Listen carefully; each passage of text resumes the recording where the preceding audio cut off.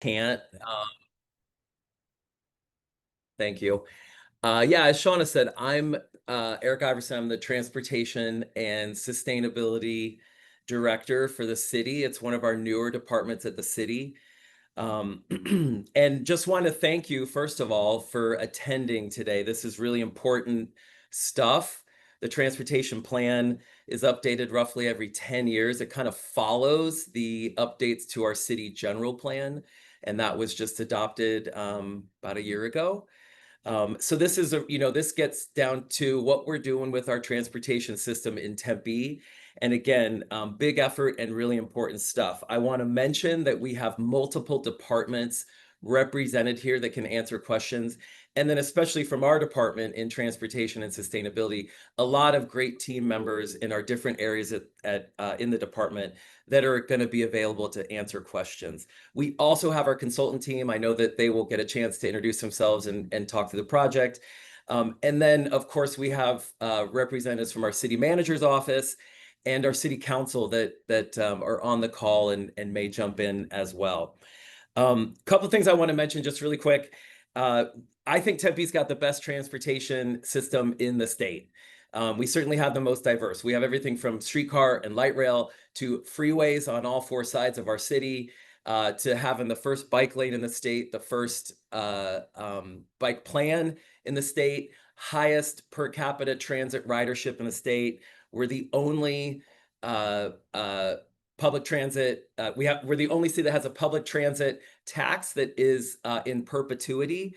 And all those firsts and those investments are partly why, again, I feel like we have the best transportation in the state, and we've made really good progress in providing transportation options for everyone. I think we have a strong multimodal system, and bike, pedestrian, ADA, now scooters, of course, driving, public transit in all its many forms, orbit, rail, bus. And so we arrive now in 2025 with all those great things that we have done in the last generations. And what we're here now is to ask you all to participate and be partners with us on what our future holds and how we can remain really effective in providing good transportation for our city. And one final comment I'll make is that we, as part of being in together with sustainability at the city, we're looking really closely at how we are more sustainable in our transportation system. We all know that public transit is kind of the original or the OG sustainable transportation. Biking and walking, of course, is as well. But when we look at our streets, when we look at our transportation system, we look at it through the lens of sustainability. So we want to continue to make those investments that build a more sustainable system. Everything from more trees and shade to electrification of our bus fleet, just for some examples.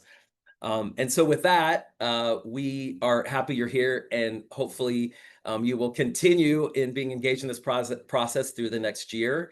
And we're excited about what the future holds for Tempe's transportation. And I will now hand it off to Lindsay Post, who is our senior transportation planner that is leading this effort for the city. And thanks for your time. Thank you, Eric. Welcome, everyone, and thank you for coming. As Eric mentioned, my name is Lindsay Post, and I am a senior transportation planner with the City of Tempe's Transportation and Sustainability Department. We kicked off the transportation plan update in March of this year. It addresses the transportation network or transportation system, which you'll hear often about through this process. The transportation network or the transportation system refers to every part of our city that we use to travel: roads, bridges, sidewalks, paths and trails, bike lanes, and more. And it is informed by the circulation chapter of our general plan, which we'll get to in just a moment. So some of the things that we'll be asking you and what you should be asking yourself as we go through this process is, what is your vision for the future of Tempe transportation? What do you like about our current system? What do you dislike about our current system? What makes commuting and recreating easier? What makes commuting and recreating more difficult? So since 2015, we have had a lot to celebrate. We opened the first modern streetcar in the region, our Tempe streetcar. We adopted the Vision Zero efforts to reduce our serious and fatal crashes to zero. So that is the Vision Zero action plan. We have reduced our serious and fatal crashes by 60% since 2019, completed the transition to 100% alternatively fueled transit bus fleet, and we have added over 47 miles of bike lanes. We added 5 miles of bike lanes, a little over 5 miles since 2015. That gets us to this total of 47 miles of bike lane.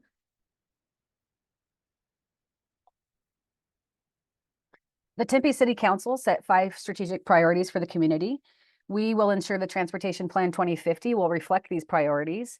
And these are the specific performance measures that this plan contributes to and works towards in reaching these individual goals. The ADA Transition Plan, 20-minute city, transit system satisfaction, and travel delay reduction are in quality of life. Urban cooling is in sustainable growth and development. And our high severity traffic crashes, which Vision Zero addresses, is in safe and secure communities. This is the project team. This is a collaborative effort, as Eric mentioned. I am the project manager, senior transportation planner with the city. With me on my team for long range planning is Alex Phillips, who's on the call with us today. He is a transportation planner. We work in the department with a core working group. We meet often, and they helped me to develop the scope of work that our consulting partners, who I'll mention in just a second, took on. And our stakeholders within the city are made up of this technical advisory group, or the TAG. So twice per phase, we will meet with the TAG to ensure that the development of the plan is supporting the goals and objectives set by our city council, and is supporting each one of our departments who relies on our transportation network to undertake their tasks that they do. We hired HDR, our consulting partner firm, for help developing this plan. So they take on a large amount of the technical analysis work that you'll see here today, as well as they'll develop the final plan and the final deliverables. The project manager from HDR is on our call. His name is Michael LaBianca. This is the scope of work that we hired HDR to undertake for us. We right now are in phase 1, the understanding phase. There are 3 phases, and I'll discuss a little bit more about the timeline in the next slide. But I want to highlight here that I have put a star next to public involvement. And that is because that is not a one and done activity. It is done constantly throughout each one of our phases, and is the main driver for the work that we do. And the analysis that we undertake here is based off of the public feedback that we get from you guys.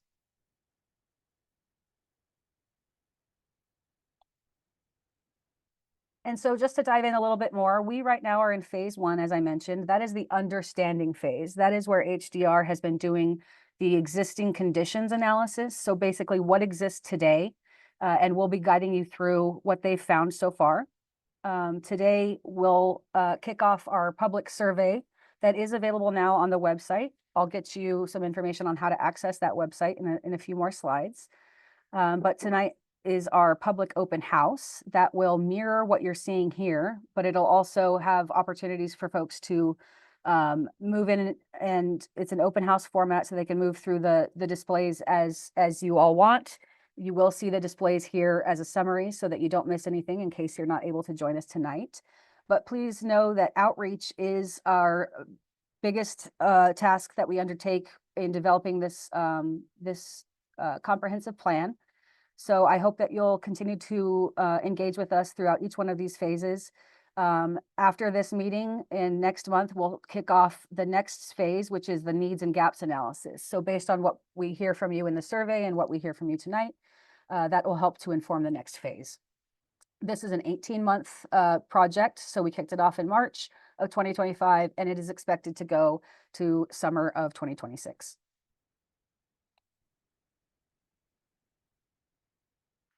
A transportation plan is a strategic document that outlines how people and goods move in our city. The development for this plan has been, as I mentioned, was kicked off in March for 18 months. It is a long-range vision of a comprehensive transportation plan that will inform the next 25 years of our transportation network. The objective of this plan is to recommend and prioritize transportation policy and project implementation, and we do that with your help. The elements of the plan are listed here. Our final plan will serve as an action plan for the next 25 years, as well as our update to the Vision Zero action plan, which, as I mentioned, aims to reduce serious and fatal accidents to zero.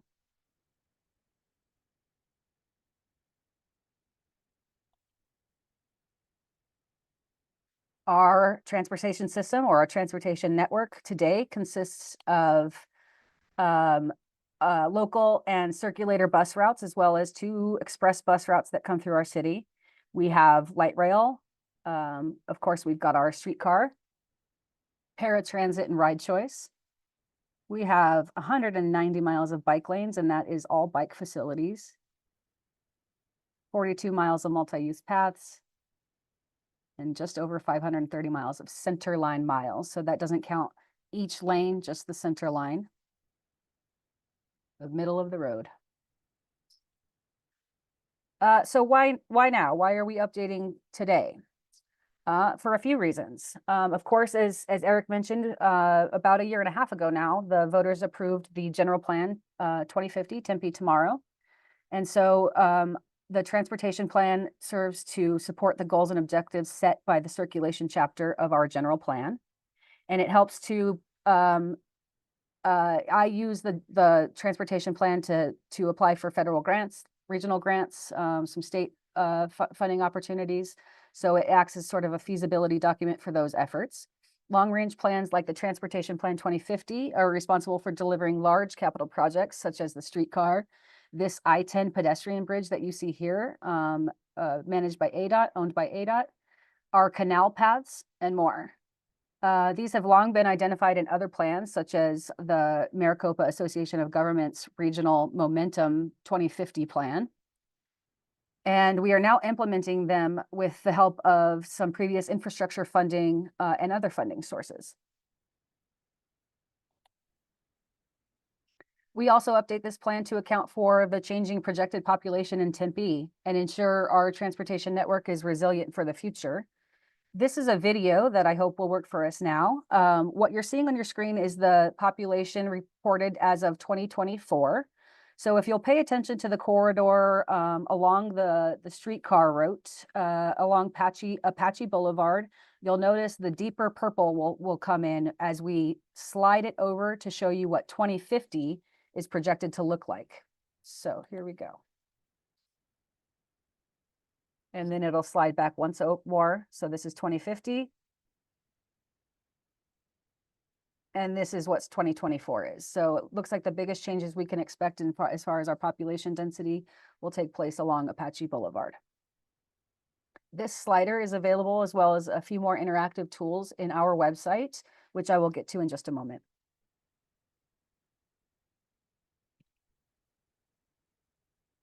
The plan is also updated to reflect the changes that we've seen in our system. For instance, we've mentioned already so far that streetcar came to Tempe 2016. And another thing that you might have noticed when you're out, especially in downtown Tempe, is the rentable scooters. So we had to make sure that we accounted for those. We'll talk about that program in just a minute, but that is one of the changes that we've also seen. We collectively went through a major pandemic recently, and COVID significantly changed the way that we move and the way that we work. And so what guides the plan? As I've mentioned, it's significantly guided by the feedback that you all provide us, as well as the comprehensive plans that you see here. There are many more. One of the tasks that HDR is undertaking in this phase is the literature review of all comprehensive plans in the city that the transportation plan can help support.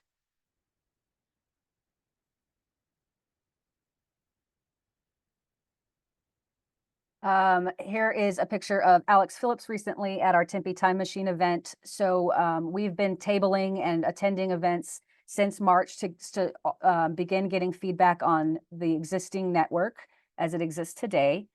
So here's a picture of Alex and this father with his amazing backpack.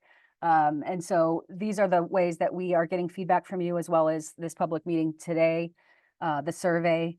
There will be frequent opportunities to come interact with us as we attend events, which we will announce on our website. But we also reach out to stakeholders like advocacy groups, perhaps that's disability advocacy groups, biking advocacy groups, youth advocacy groups. And then, of course, our Safety and Vision Zero Tempe, since this also acts as an update to our Vision Zero plan. If you are not able to attend our in-person meeting, these next few slides will help fill in the gaps of what you would see if you were able to attend. These materials will be made available on our project website, as well as each individual file so that you can look at it a little bit more easily. And so, for instance, we will have large displays of these maps. I am not expecting you to be able to see everything at this scale, but this is a reference of what will be shown tonight. For example, the pedestrian map on the left shows green segments where our sidewalks meet the current standard width. That's typically between 5.5 and 6 feet in residential areas, 8 feet in our transit overlay district where we have high transit volumes. Below the current standard width, for instance, is the yellow or orange colors that you see there, and then red where we have missing sidewalks. So one of the activities that folks can participate in tonight is interacting with those boards and telling us where they have needs or where things are working. So you'll be able to access these PDFs individually at our website so that you can zoom in and interact with them a little bit better. On the right, of course, is our bikeways map, just updated recently, and that includes all bike facilities. This is a board that will be shown tonight showing our dockless scooters. So the scooters are rentable. That we have Lime and Bird in our city right now. The map on the left shows the heat map or the ridership map for the last year. So we were able to pull data from June 2024 to June of 2025 to get this information. And you can see that almost 1 million miles of scooter miles have been ridden in that year.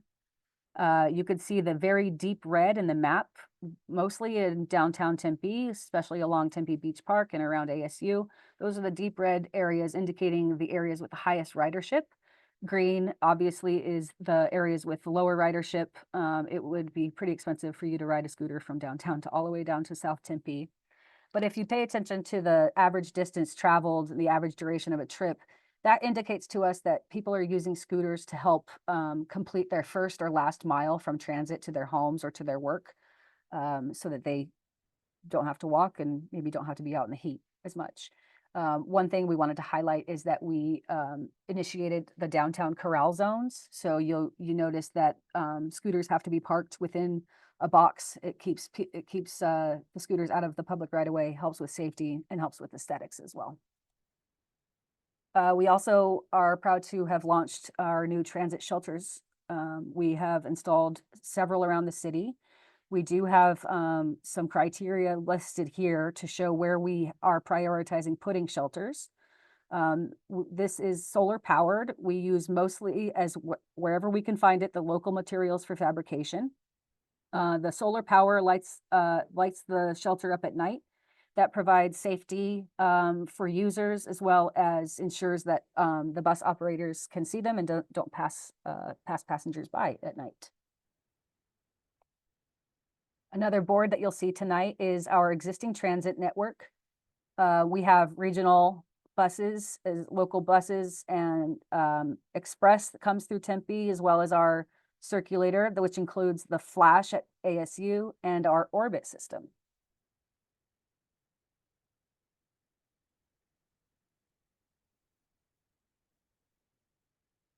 Also tonight at the in-person meeting is this data, which is also shown on our website and will be made available in this same document format.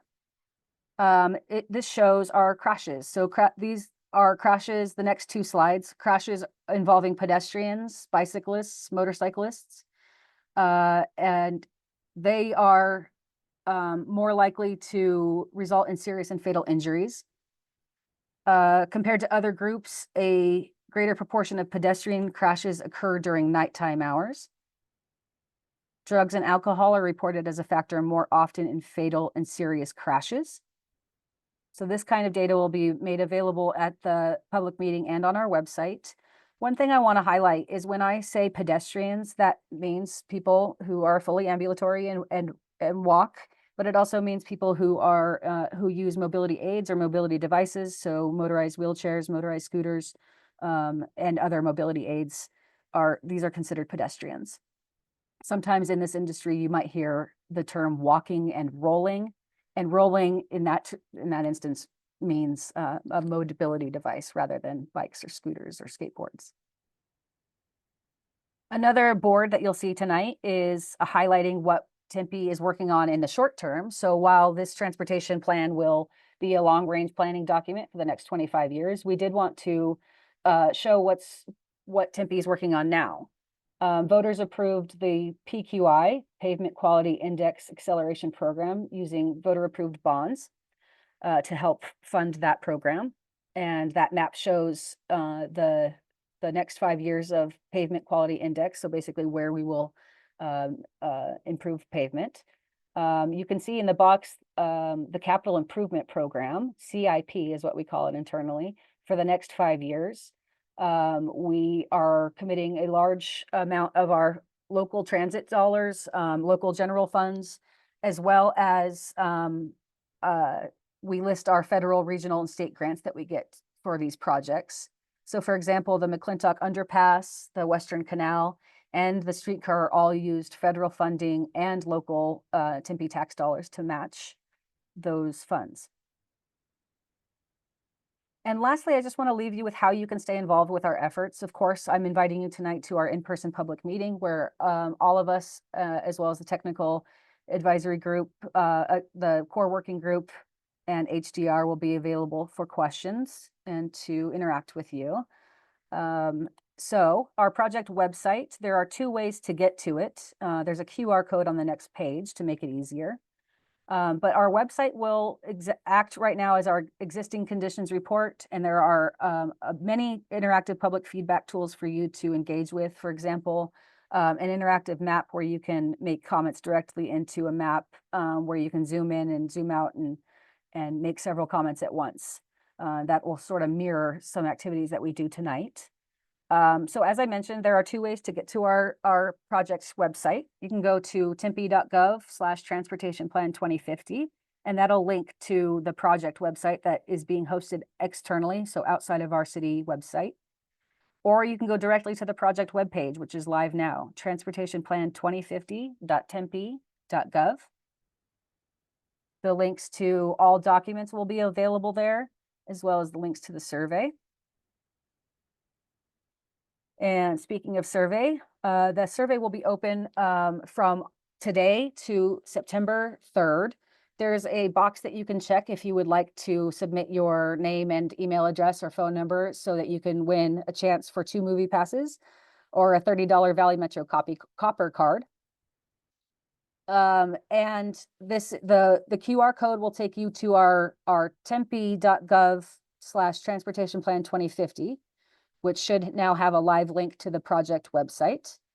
If you need a paper survey and you're not somebody who's frequently online or you don't prefer to use it in that format, tonight there will be paper copies of the survey available, as well as a chance to just fill it out right then on a tablet.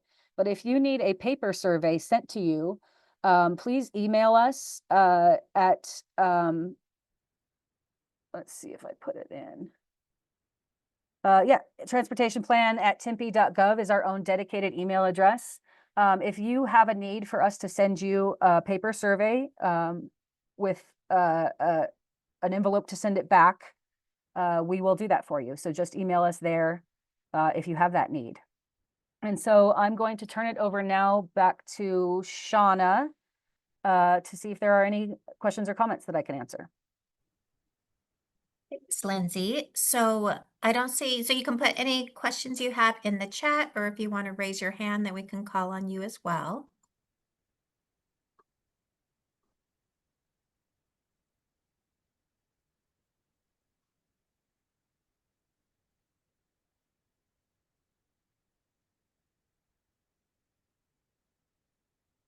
All of us will be available tonight at the public meeting. So any questions that you might want to ask in more detail, please do. It looks like we've got a hand raised.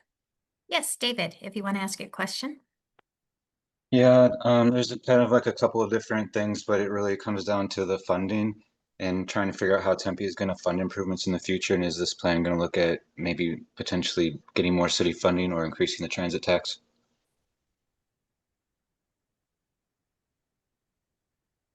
Hi, yeah, thanks, David, for asking that question. I'll jump in and give an Thanks. answer. And there may be others that want to jump in as well. David and everyone on the meeting, I would say that there certainly will be discussions about funding as we go through this process. This is really, though, focused on the direction we want to go in and the types of projects and the types of things that are important for the community and for all stakeholders and everyone that wants to weigh in on Tempe's transportation future. So funding will come up. But what I would say is that we continue as staff and members of the city council and members of our city manager's office continue to talk about how we fund everything at the city. Specifically, we're in the middle of discussions about the recently passed, fall of 2024 Prop 479, the regional funding that is available to us. We still don't have a full breakdown of how much money is coming to Tempe for that. We continue to work through we rely upon federal funding tremendously, and we're in a new administration, and we continue to work with the federal government to understand exactly what types of projects are being funded there as well. So the regional funding and the federal funding are major components that we're working through right now. Local funding as well. As you know, David, and others, this gets shared at council meetings. The city continues to look at creative ways in order to bring in more monies to fund all these important projects. So that's basically a little unknowns about how we fund everything we want to do, but we continue to work through that and have public discussions about that. I think when it comes to the funding, I think the two main issues is kind of has to do with like heat. So like protecting our transit system against heat and having the funding to do that, replacing our bus stop shelters. Right now I'm waiting in a bus stop that is like rusted and disintegrating and falling apart. And right now the city is installing the small shelters, but at some point we're going to have to install the large ones. And that's really going to slow down our progress. And I don't know exactly how long it's going to take Tempe, but it's far too long than what we need because it's already out there 115 degrees and I'm waiting in the sun and it's deadly. And we have to really be prepared to deal with what I call heat attrition. And what I mean is that as the temperature increases and people age like me, I mean, I'm 35 turning 36, but by the time I'm 50 and 60 years old, it's going to be a lot different experience. And I may not be capable of waiting out in the sun at 120 degrees. So that's kind of like the first component of it is like, how do we prepare our system for heat and where do we get the funding for that? And then there's also this other area that I want funding for, and it's kind of like what I call like auxiliary support systems. So like, for example, in Japan, if you ride the transit system, they have vending machines and they have bathrooms and they have water fountains.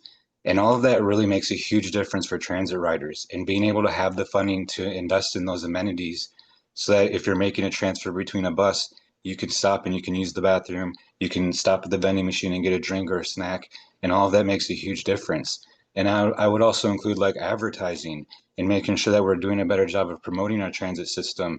And actually, I've seen advertisements like in Norway that were really high quality advertisements that would be on TV. And they use that to encourage transit ridership. And we don't have the funding for that kind of investment. So those are kind of like the two main like problems that I'm seeing with our transit system right now. And I know that it's going to come down to the fact that we're going to need money to invest in those things. Thanks for those comments, David. I just want to, and you have representatives from across our department in the city that are hearing this too, and so certainly we're registering those comments. I did want to mention that we concur. Heat is our challenge. That's our biggest climate challenge here in this region.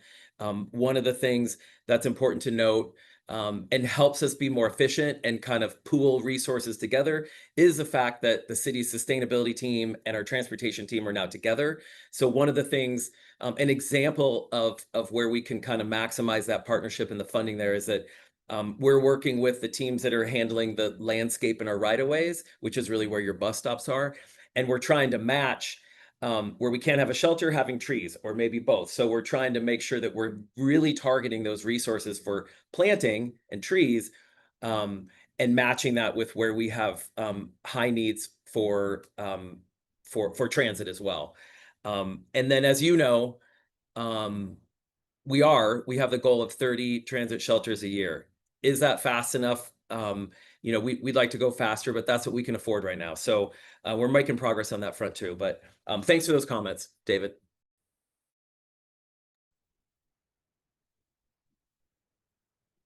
And I had heard from a participant that chat may have been disabled, but we have it working now. So if you tried to type something in, if you want to try again. I saw John's comment come through, so thank you. He was seconding David's, but if anyone else had questions, again, you can raise your hand and we can have you come off mute, or you could put them in the chat.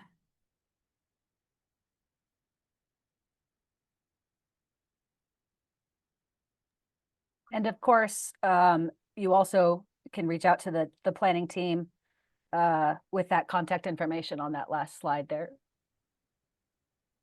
If there's a question that you didn't want to ask in front of everybody, but still want to ask, that's available to you for the duration of our planning efforts through next summer. Just so everybody knows, the survey is a sort of a multiple choice format, but there's also frequent opportunities for you to add narrative if you've got more that you'd like to share.